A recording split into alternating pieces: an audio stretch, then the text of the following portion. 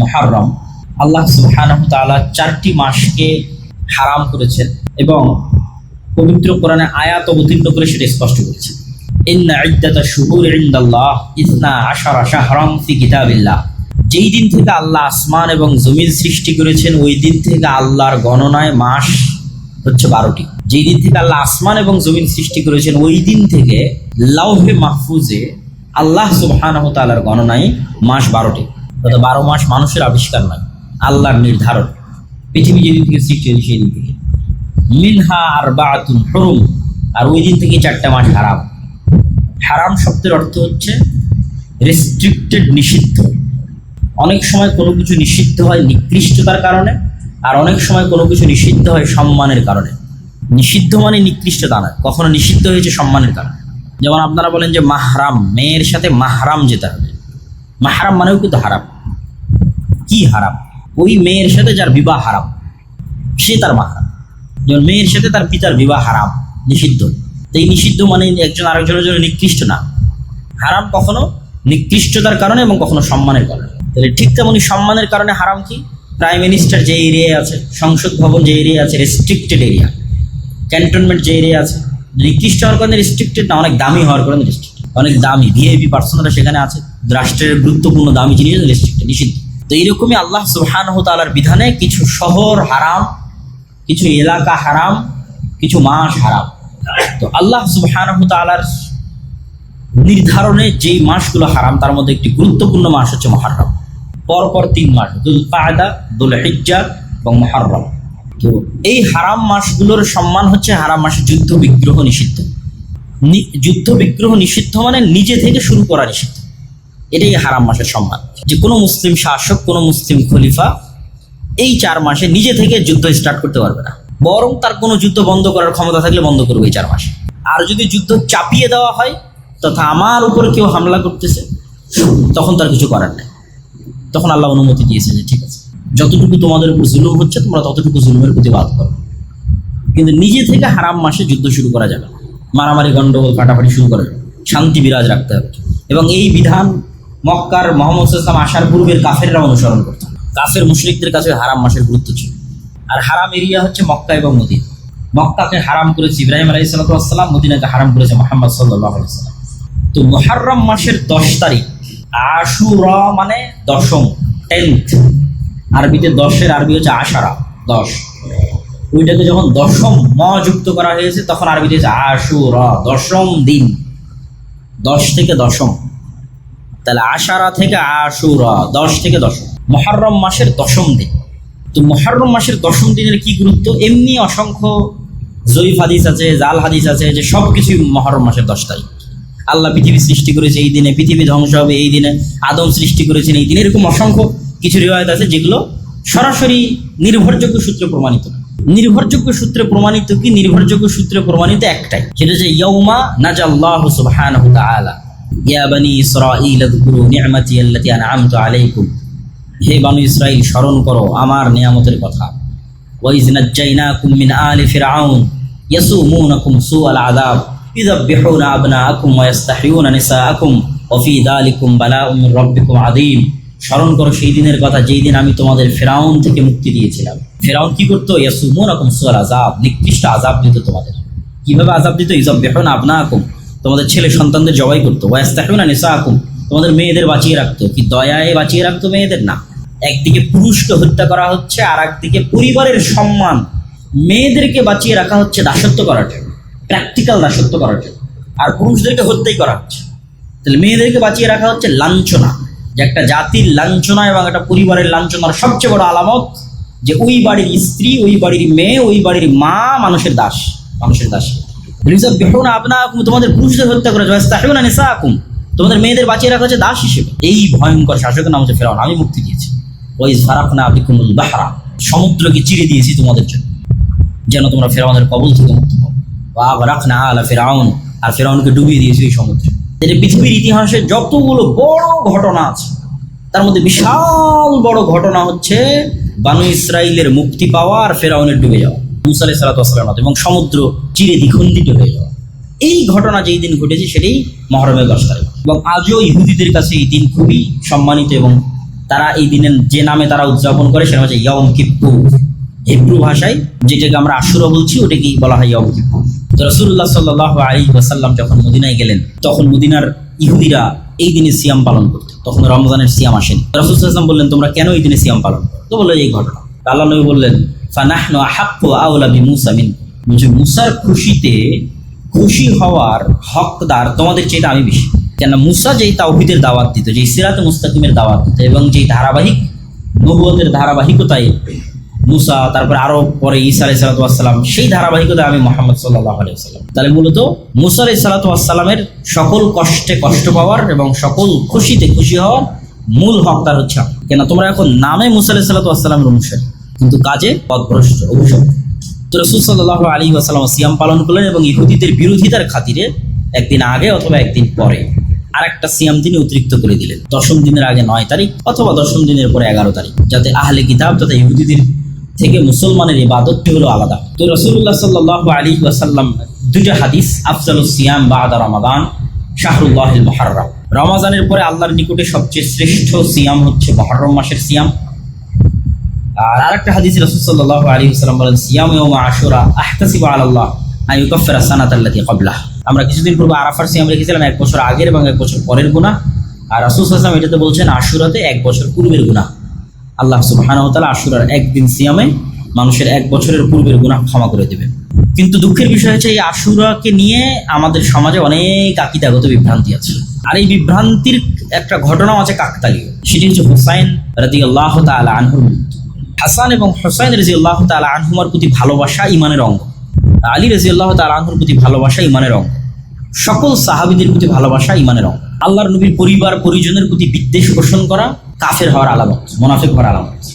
কিন্তু মুহাম্মদ সাল্লাল্লাহু আলাইহি ওয়াসাল্লামকে যেমন যিশু খ্রিস্টের জায়গায় বসানো যাবে না, ঠিক তেমনি মুহাম্মদ সাল্লাল্লাহু আলাইহি ওয়াসাল্লামের কোনো সাহাবীকেও যিশু খ্রিস্টের জায়গায় বসানো যাবে না। যিশু খ্রিস্টকে তথা ঈসা আলাইহিস সালাতু ওয়াস সালামকে খ্রিস্টানরা কোথায় বসিয়েছে? এমন উঁচুতে নিয়ে চলে গেছে যে সারা পৃথিবীর সব মানুষের গুনাহ নিয়ে ঈসা আলাইহিস সালাতু ওয়াস সালাম মারা গেছে, নাউযুবিল্লাহ। এই জন্য ঈসা আলাইহিস সালাতু ওয়াস সালামের মৃত্যুকে উদযাপন করা কাছাকাছি ওই সেম থিওরিতে চলে গেছে একদল বিভ্রান্ত মুসলমান হুসাইন রাদিয়াল্লাহু তাআলা আনহুর মৃত্যুকে নিয়ে। অথচ হুসাইন রাদিয়াল্লাহু তাআলা আনহুর চেয়ে অবশ্যই শ্রেষ্ঠ আশারায়ে মুবাশশার বিল জান্নাহ, জান্নাতের সুসংবাদ প্রাপ্ত 10 জন সাহাবী। অন্তত তার নিজের পিতা আলী রাদিয়াল্লাহু তাআলা আনহু তো অবশ্যই শ্রেষ্ঠ। তো যারা জান্নাতের সুসংবাদ প্রাপ্ত এবং তাদের মধ্যে যে 4 জন খলিফা, তাদেরকেও অনেককেই হত্যা করা হয়েছে। ওমরকে হত্যা করা হয়েছে, ওসমানকে হত্যা করা হয়েছে রাদিয়াল্লাহু তাআলা আনহু। তাদের হত্যা উম্মতে মুহাম্মাদির জন্য যতটা ক্ষতিকর, ওই সময়ের জন্য যতটা ব্যথার, দুঃখের এবং কষ্টের ছিল, হুসাইন রাদিয়াল্লাহু তাআলা আনহুর হত্যাও দুঃখের এবং কষ্টের, কিন্তু তুলনা করা সম্ভব নয়। তাহলে হুসাইন রাদিয়াল্লাহু তাআলা আনহুর হত্যায় যদি শোক পালন করতে হয়, তাহলে আবু বকর, ওমর, উসমান, আলীর হত্যাতেও তো তার চেয়ে বেশি শোক পালন করতে, আর তার চেয়ে বেশি শোক পালন করতে হবে মুহাম্মদ সাল্লাল্লাহু আলাইহি ওয়াসাল্লামের মৃত্যু। কিন্তু ইসলাম তো শোকের ধর্মই নয়, ইসলাম শোকের দিন নয়। সর্বোচ্চ স্বামীর মৃত্যুতে মানুষ শোক পালন করতে পারে 4 মাস 10 দিন সর্বোচ্চ। সেখানে যুগ যুগ যাবৎ আমরা একটা বিভ্রান্ত আকীদাকে লালন করে যেই দিনে মূলত মুসা আলাইহিস সালাতু ওয়াস সালামের মুক্তিতে খুশি হয়ে সিয়াম পালন করার কথা, সেই দিনকে আমরা তাজিয়া মিছিল এবং বিভিন্ন কিছু, এবং আশুরা মুহররমকে, যেটা শরীয়তে ছিল মানুষ জানেই না যে আশুরা মুহররম মানে মুসা আলাইহিস সালাতু ওয়াস সালামের মুক্তি। সবাই জানে আশুরা মুহররম মানে হুসাইন রাদিয়াল্লাহু তাআলা আনহুর হত্যা। এইটা হচ্ছে পলিটিক্স। শিয়া এবং সুন্নিদের যে দ্বন্দ্ব, এটার শুরুটা পলিটিক্স থেকে, রাজনীতি থেকে। এবং গল্প বলাতে যেহেতু তারা বেশি এক্সপার্ট, উপন্যাস লিখতে বেশি এক্সপার্ট পারস্যরা, ফলত হৃদয় বিদারক এই গল্পকে অনেক হাইলাইট করে হৃদয় বিদারক অসংখ্য সাহিত্য তৈরি হয়েছে, বাংলাতেও অসংখ্য সাহিত্য তৈরি হয়েছে, এবং এটাকে একটা কালচারে রূপান্তর করা হয়েছে। এবং এটাকে শোক পালন, এই দিনে শোক পালন করাকে এবং নিজের উপর জুলুম করাকে ইবাদত বানানো হয়েছে, যেটার সাথে ইসলামের ন্যূনতম সম্পর্ক নেই। মানুষ নিজের গায়ে আঘাত করবে ছুরি দিয়ে, হাজার হাজার মানুষ রক্তাক্ত করবে নিজের মাথাকে, কষ্ট দিবে নিজেকে, এর সাথে ইসলামের ন্যূনতম সম্পর্ক। এগুলো সম্পূর্ণরূপে হারাম। মানুষ নিজেকে কখনোই কষ্ট দিতে পারে না, ইসলামে নিষিদ্ধ। লা তুলকু আইদিকুম, তোমরা নিজেদেরকে তাহলুকা, স্বেচ্ছায় ধ্বংসের দিকে নিক্ষেপ করিও, আল্লাহর আদেশ। এবং আত্মহত্যা ইসলামে হারাম। এগুলো কাছাকাছি আত্মহত্যার মতো প্রমাণ। তো এই ধরনের বিভ্রান্ত এবং ভ্রান্ত আকীদা থেকে বের হয়ে এসে আমাদের আশুরা মুহররমের সঠিক আকীদা এবং সঠিক বিশ্বাস লালন করতে হবে।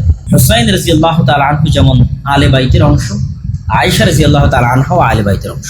আলী ইবনে আবি তালিব রাদিয়াল্লাহু তাআলা আনহু রাসূল সাল্লাল্লাহু আলাইহি ওয়াসাল্লামের এক চাচা, আবু তালেবের সন্তান। তো রাসূল সাল্লাল্লাহু আলাইহি ওয়াসাল্লামের তো আরও চাচা আছে, আব্বাস ইবনে আব্দুল মুত্তালিব, হামজা ইবনে আব্দুল মুত্তালিব, তাদের সন্তানেরা কই? তাদের সন্তানেরা আলে বাইতের অংশ, আব্দুল্লাহ বিন আব্বাস এবং তাদের পরিবার আলে বাইতের অংশ। তাহলে শুধু একজনকে যদি আমি সম্পূর্ণরূপে আলাদা করে নিই, আলী রাদিয়াল্লাহু তাআলা রাসূল সাল্লাল্লাহু আলাইহি ওয়াসাল্লাম মাত্র এক মেয়েকে বিবাহ করেছে, আর ওসমান রাদিয়াল্লাহু তাআলার 2 মেয়েকে বিয়ে করেছে। তো রাসূল সাল্লাল্লাহু আলাইহি ওয়াসাল্লামের 2 মেয়েকে বিয়ে করার পর ওসমান রাদিয়াল্লাহু তাআলা হয়ে গেল আমার কাছে ঘৃণার পাত্র। আর এক মেয়েকে বিবাহ করার কারণে আমি তাকে হাইলাইট করে উপরে নিয়ে যেতে যেতে যেতে যেতে কেউ কেউ ইলাহ আল্লাহ বানিয়ে ফেলেছে আলী রাদিয়াল্লাহু তাআলা। নাউযুবিল্লাহ। তাহলে এই তুলনাগুলো থেকেই তো বোঝা যায় যে এটার মধ্যে কোথাও না কোথাও গ্যাপ আছে, ভুল ত্রুটি আছে। যদি আল্লাহ নবীর পরিবারের প্রতি ভালোবাসা হয়, তাহলে যিনি আল্লাহ নবীর 2 মেয়েকে বিয়ে করেছে ওসমান রাদিয়াল্লাহু তাআলা, উনি তো বেশি ভালোবাসার পাত্র, যদি আল্লাহ নবীর মেয়ের জামাই হিসেবে বেশি ভালোবাসার পাত্র। তাহলে এই জন্য জিনিসগুলো আসলে লজিক্যালি টিকে না, বরং এগুলো প্রত্যেকটাই মূলত পলিটিক্স। হ্যাঁ, এটা ঠিক যে যেই মুহূর্তে হুসাইন রাদিয়াল্লাহু তাআলা আনহুকে হত্যা করা হচ্ছে ওই মুহূর্তের শাসক ইয়াজিদ, কিন্তু উমাইয়াদের দারুল খেলাফা হচ্ছে দামেস্ক, আর নিহত হচ্ছেন হুসাইন রাদিয়াল্লাহু তাআলা আনহু ইরাক থেকে সিরিয়ার দূরত্ব ভালোই, এবং মধ্যে মরুভূমি থাকায় যাওয়ার রাস্তা অনেক ক্রিটিক্যাল, ফোরাত নদীর তীর ধরে ঘুরে যেতাম। ইব্রাহিম আলাইহিস সালাম যখন ইরাক থেকে সিরিয়াতে হিজরত করেছিলেন তখনও ওনাকে এইভাবে ঘুরে আসতে হয়েছে। তো শাসক আছে দামেস্কে, সরাসরি তার পক্ষ থেকে হত্যার আদেশের প্রমাণ ইতিহাসে পাওয়া যায় না। বায়াত যেন না নিতে পারে, আত্মসমর্পণ যেন করে, আমার হাতে এসে যেন বায়াত নাই, এই রকমের আদেশ আছে। কিন্তু মূল কালপ্রিট এখানে হচ্ছে কুফার মানুষেরা, যারা মুনাফিকি করেছে, যারা তাকে অনেক উৎসাহ দিয়ে মদিনা থেকে নিয়ে গেছে, আসেন আমরা আপনার পাশে থাকবো, অমুক করবো তুমুক করবো, কিন্তু যাওয়ার পর আর পাশে নাই। তো মূল কালপ্রিট হচ্ছে আহলে কুফার তৎকালীন যারা মানুষ, যারা তাকে দাওয়াত দিয়ে উস্কিয়ে মদিনা থেকে বের করে নিয়ে এসেছে কুফায়, কিন্তু যখন কুফায় এসেছে তখন আর সাথ দেয়। ঘটনা অত্যন্ত হৃদয় বিদারক। অবশ্যই ইয়াজিদ ইবনে মুআবিয়াকে এতটুকুর জন্য দায় দেওয়াই যায় যে সে হত্যাকারীর কোনো বিচার করেছিল কিনা, এই প্রশ্ন অবশ্যই উত্থাপন করা যায়। এই জন্য আহলুস সুন্নাত ওয়াল জামাতের পক্ষ থেকে শাইখুল ইসলাম ইবনে তাইমিয়া বলেছেন, ইয়াজিদ ইবনে মুআবিয়া না প্রশংসার যোগ্য না নিন্দারও যোগ্য। নিন্দা করেও আমরা গুনাহের ভাগিদার হতে রাজি নই, প্রশংসা করেও কেন সে সাহাবী নয়, আলাদা করে তার প্রতি আমাদের কোনো জিম্মেদারিও নেই। কিন্তু এইটার কারণে তার পিতা মুআবিয়া রাদিয়াল্লাহু তাআলা আনহুকে দায় দেওয়া, তখন তিনি পৃথিবীতে নাই, উনি অনেক আগে পৃথিবী থেকে চলে গেছেন। মুআবিয়া রাদিয়াল্লাহু তাআলা আনহু আর এক সাহাবীর সন্তান, যে আবু সুফিয়ান, মুআবিয়া ইবনে আবি সুফিয়ান। আবু সুফিয়ান হচ্ছে আবু জাহালের পরে মক্কার কুরাইশদের নেতা। আবু সুফিয়ান রাদিয়াল্লাহু তাআলা আনহু মক্কা বিজয়ের সময় ইসলাম গ্রহণ করেন, এবং আবু সুফিয়ান রাদিয়াল্লাহু তাআলা আনহু এবং তার সন্তান মুআবিয়া রাদিয়াল্লাহু তাআলা আনহু রাসূল সাল্লাল্লাহু আলাইহি ওয়াসাল্লামের অনেক নিকটস্থ এবং অনেক কাছে। যারাই পূর্বে কাফের থেকে মুসলমান হয়েছে তাদের কারো প্রতি বিদ্বেষ রাখার সুযোগ নাই, তার পূর্বের কাফের অবস্থার কারণে। কি জন্য সুযোগ নাই? ওমর রাদিয়াল্লাহু তাআলা আনহু তো পূর্বে কাফের, মুশরিক ছিলেন, রাসূল সাল্লাল্লাহু আলাইহি ওয়াসাল্লামের শত্রু ছিলেন। খালিদ বিন ওয়ালিদ এক যুদ্ধে মুহাম্মদ সাল্লাল্লাহু আলাইহি ওয়াসাল্লামের বিরুদ্ধে বিজয় অর্জন করেছে, উহুদের যুদ্ধ। পরে খালিদ বিন ওয়ালিদ তো সব যুদ্ধে মুসলমানদের নেতৃত্ব দিয়েছে, আজ যতদূর পর্যন্ত মুসলমানদের সীমানা সবই খালিদ বিন ওয়ালিদের অবদান। তাহলে যেই কারণে আপনি ওমর রাদিয়াল্লাহু তাআলা আনহুকে ঘৃণা করতে পারেন না, খালিদ বিন ওয়ালিদকে পারেন না, ওই কারণে আবু সুফিয়ান এবং মুআবিয়া বিন আবু সুফিয়ানকে পারেন না। বরং ঘৃণা করা তো বহু দূরের কথা, ঘৃণা রাখলে মানুষ কাফের হয়ে যেতে পারে। এই জন্য একটা প্রশ্নের উত্তরে একজন সালাফ বলেছেন যে ওমর ইবনে আব্দুল আজিজ বেশি শ্রেষ্ঠ না মুআবিয়া ইবনে আবি সুফিয়ান বেশি শ্রেষ্ঠ? কেন ওমর ইবনে আব্দুল আজিজের শাসনকালকে মানুষ খোলাফায়ে রাশেদার শাসনকালের সাথে তুলনা করত, অথচ ওমর ইবনে আব্দুল আজিজ সাহাবী নয়, উমাইয়া খেলাফতের একজন শাসক। তখন একজন সালাফি সালিহ উত্তরে বলেছেন যে ওমর ইবনে আব্দুল আজিজের সারা জীবনের আমল আর মুআবিয়া ইবনে আবি সুফিয়ানের একটা সিজদা যারা রাসূল সাল্লাল্লাহু আলাইহি ওয়াসাল্লামের সাথে দিয়েছে, দুটোর তুলনা হবে না। সাহাবীদেরকে ওই সর্বোচ্চ মর্যাদার জায়গাতেই রাখতে হবে। ফলত এই নিকৃষ্ট পলিটিক্সের মধ্যে ঢুকে ঈমান হারানো অত্যন্ত বড় একটি শয়তানের ষড়যন্ত্র। এই ষড়যন্ত্রে আমাদের পা দেওয়া যাবে না। আল্লাহ সুবহানাহু ওয়া তাআলা আমাদের মুহররমের 10 তারিখের যে সঠিক ইতিহাস সেটি জানার এবং মুসা আলাইহিস সালাতু ওয়াস সালামের যে মুক্তি, এই মুক্তিতে আনন্দিত হয়ে সিয়াম পালন করার তৌফিক দান করুক আল্লাহ। আর বক্তব্যের শুরুতে আমরা যে আলোচনা করেছি, আমাদের দুনিয়ার জীবনের যে খেলতামাশার মাধ্যমে আমাদের মৃত্যুকে ভুলিয়ে রাখতে চাই শয়তান, আল্লাহর স্মরণ থেকে আমাদের গাফিল করতে চাই, শয়তানের সেই প্রজেক্টগুলোর আমরা অংশ হচ্ছে, আমাদের সময় নষ্ট করছে, আমাদের যুবক সমাজ সময় নষ্ট করছে, অথচ হিন্দু এবং ইহুদিরা কি করতেছে সেটা থেকে আমরা সম্পূর্ণরূপে গাফেল। এই যে গোলামির রাস্তা আমরা অবলম্বন করতেছি, বানু ইসরাইল হয়ে যাচ্ছে, বানু ইসরাইলদের মতো গোলামির রাস্তায় চলে যাচ্ছে, এটা বিষয়ে আমাদের সচেতনতা তৈরি করতে হবে এবং আল্লাহ সুবহানাহু ওয়া তাআলার সাথে সম্পৃক্ত হওয়ার মাধ্যমে জ্ঞান, গবেষণা, পড়াশোনা, কাজ, প্রোডাক্টিভিটি এগুলো নিয়ে ব্যস্ত থাকতে হবে। আল্লাহ সুবহানাহু ওয়া তাআলা আমাদের সেই তৌফিক দান করুক আল্লাহুম্মা আমিন।